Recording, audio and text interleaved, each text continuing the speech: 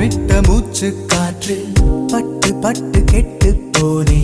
பக்கம் வந்து நிற்கும் போது திட்டமிட்டு எட்டி போனே நெருங்காத பெண்ணே எந்த நெஞ்செல்லாம்